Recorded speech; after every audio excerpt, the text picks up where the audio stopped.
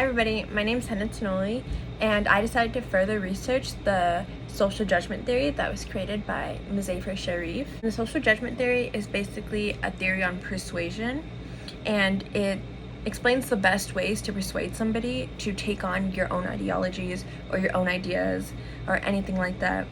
And it kind of shows a different way than what most people assume is the correct way to debate, argue, or persuade another person.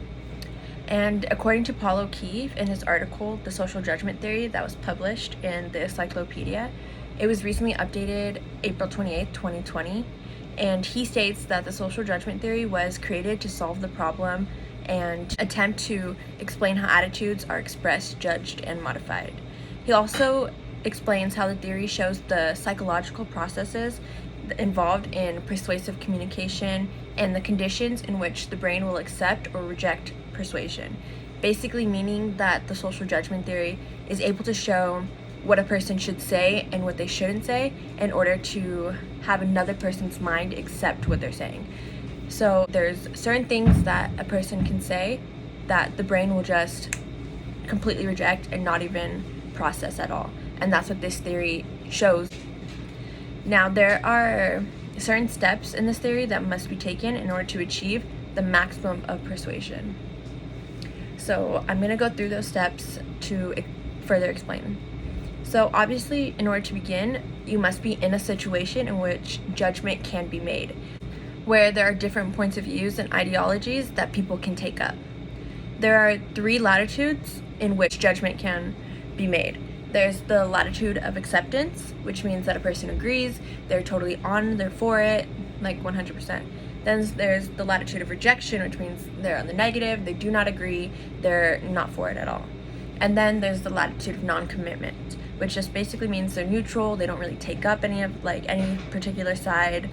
And there's all the space in between. So somebody could be on the latitude of non-commitment, but leaning towards rejection, leaning towards acceptance, and so on. So once you know where the other person falls under, then the next step is to understand why they fall under that latitude. So you want to understand what personal connection they have to this situation, to this, why do they have this idea, like how personal is it to them? And this is known as ego involvement.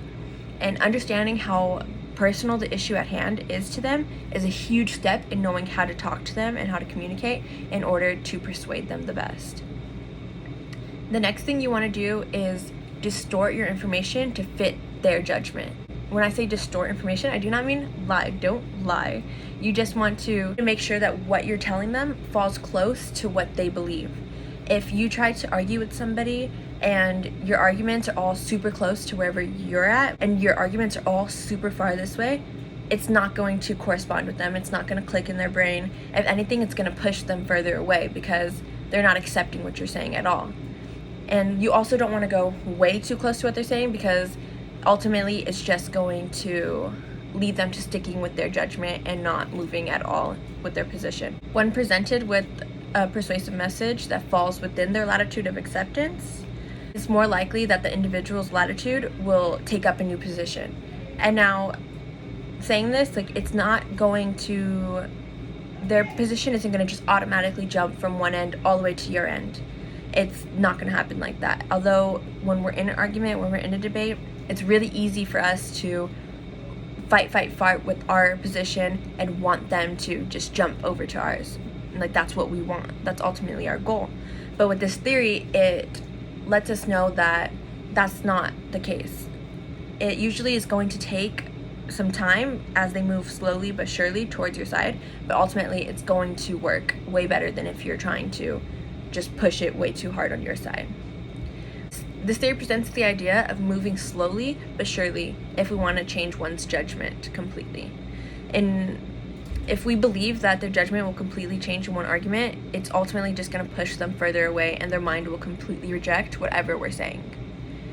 And it won't even take them a second to process it, because their mind will just shut and say no, they don't want it. Now, this is a lot of information to process, and it's a lot to really understand, but once you grasp this theory and really understand what it's trying to say, then it can be a solution to understanding the mind and how to use it in order to persuade people, like actually persuade them. Now, besides from this being just a really interesting theory, there are many reasons I wanted to research and go more in depth in the social judgment theory. In life, and like whether it be academics or just like your real life, like anything like that, controversial issues always appear, and they can turn from really simple conversations like just disagreeing to full-blown arguments. And with this theory, I feel like we could keep these conversations peaceful and allow both sides to see other perspectives, because a lot of times when you're arguing with somebody, you're not seeing what they're trying to say and they're not seeing what you're trying to say. You guys are just kind of staying in your own mind, and this kind of opens your mind a little bit more because it forces you to fall into what they're saying, understand what they're saying, understand where they're coming from, and then develop an argument based on that. Another reason why I chose this theory also leads into the importance of this theory in both communications and just all around life. According to Ray Cooksey, in his journal, The Methodology of Social Judgment Theory, which was published in July 1996, the social judgment theory has become a widely used system-oriented perspective for analyzing human judgment in specific ecological circumstances. So basically, it's become really useful in understanding how people who come from different backgrounds, who live in different places, how they're able to experience the same things and ultimately have the same judgments. So it allows people to collect data on what specific experiences lead to certain judgments. And communication is dependent on just that, communicating. And like I said earlier, when you're arguing with somebody or debating with somebody, there's a lack of communication because you're not seeing their points of view. So with this theory, that doesn't happen between people, and it, like I said, it forces you to see their perspective, and it forces you to actually communicate. Ultimately, my research has led me to one simple conclusion. The social judgment theory isn't just interesting, but it's important in elevating any conversation and understanding the mind.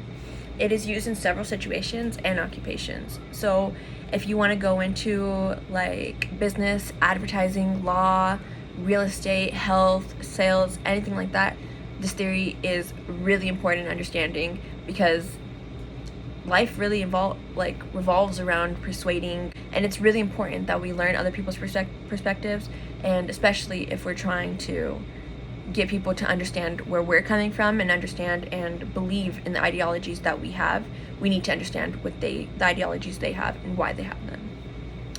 So that's my theory. I really hope I made it easy to understand and that you guys found it interesting like I did. And yeah.